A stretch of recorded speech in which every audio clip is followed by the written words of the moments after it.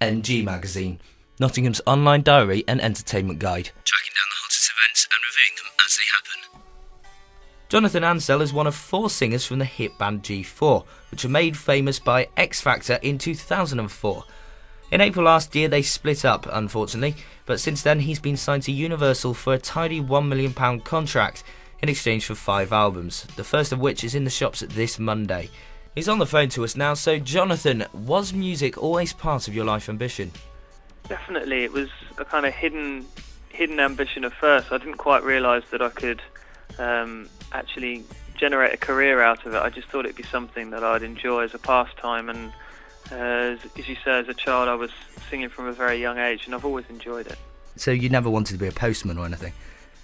I've never really known what I wanted to do other than singing, but there was a time where I was going to kind of what you do at school, where you have the job meetings and stuff, and they're like, what could you possibly be? And I remember hoping that I wasn't going to have to work in an office at a desk, and I remember looking with my dad at possibly being a surveyor, just because you can then be out on the streets and out and about and not stuck in one place. But I was really fortunate through college to kind of develop musical contacts and start working as a freelance singer even prior to G4, and realised that there was a possibility of having a living and making a living doing singing. And before G4, you actually released your own solo album with your own money.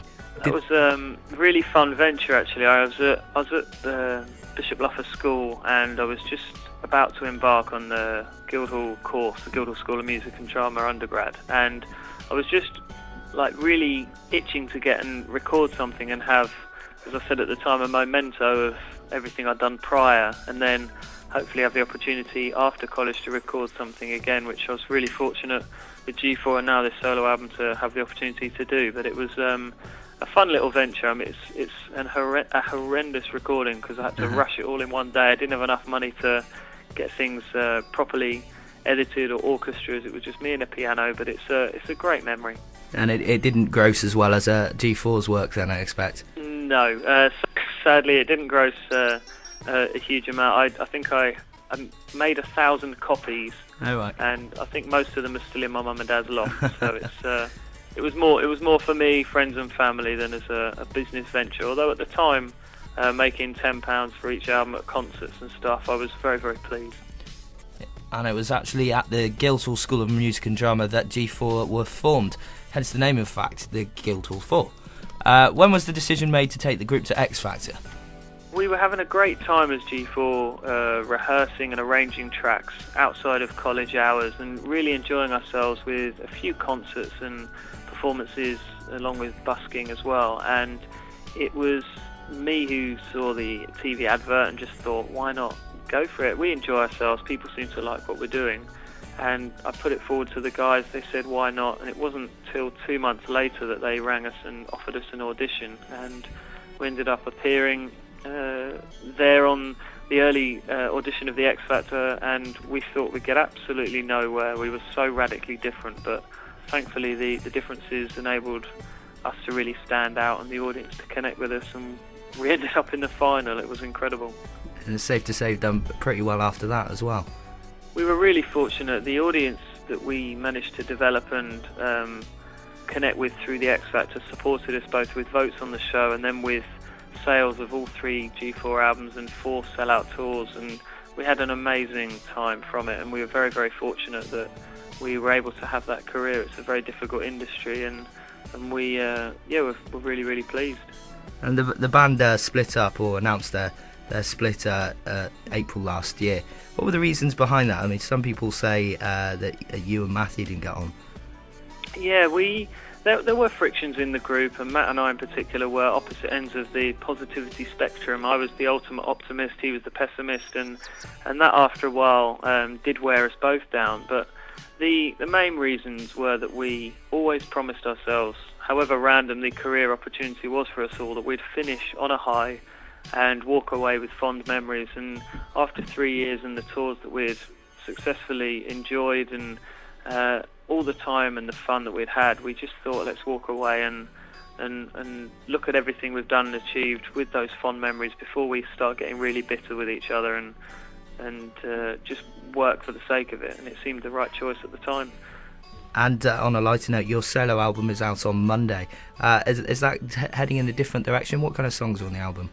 It's a slightly different album, my solo project. It's a classical movie-themed album. It's Tenet at the Movies, and it's a mix of fantastic tunes from movies that people will recognise and connect with. And it's a mixture from Here's to the Heroes, from Dances with Wolves, from Chariots of Fire, from Gone with the Wind, Gladiator, and everything in amongst it in between it. And it's a really focused project, which makes it different to G4. We were incredibly broad with our repertoire and song choice, and we kept pushing the boundaries. And this project is very kind of clear and distinctive about what it is, and it's got an incredible orchestral arrangement and performance, and a few collaborations as well with All Angels and Hayley Westermer, and a fantastic violinist, David Garrett, as well. So it's a really exciting project, which shows me in a slightly different light to G4.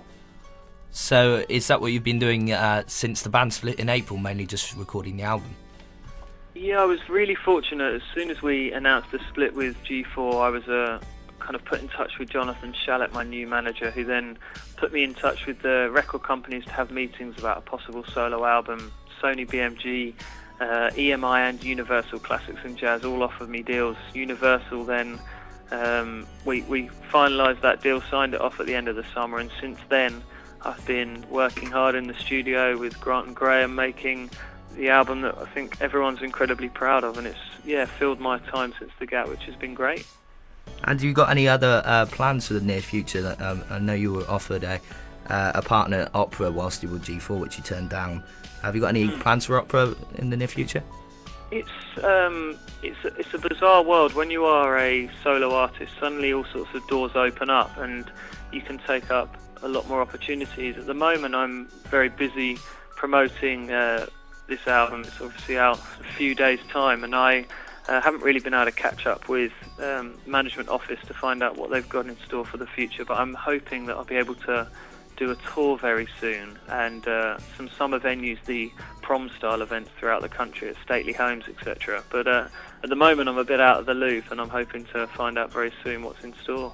I see. And in the past, you've done some work for the breast cancer charities. Have you got any charity work lined up? I'd love to do the triathlon again. I did the triathlon, the Olympic length triathlon in London last May, and I'm very much hoping that I can do that again this year. I bought the wetsuit. Normally people hire it for each event. I bought it for myself, hoping that I'd end up doing it again, and I guess that's my incentive. And it was great, as you say, to raise money for breast cancer care, the chosen charity of mine, who have just been so great with me and just really worked well with helping to raise them as much funds as we can. And you're currently dating Debbie King as well. Do we hear any wedding bells in the near future? There's no wedding bells just yet. We do live together, and we're very, very happy, but we're kind of taking each step at a time. We only moved in together in May, so it's early days yet, but it's definitely on the cards. Jonathan, thanks very much for talking to us. Thank you. Cheers for your time. Thanks very much. Bye-bye. NG Magazine, Nottingham's online diary and entertainment guide. Tracking down the hottest events and reviewing them as they happen.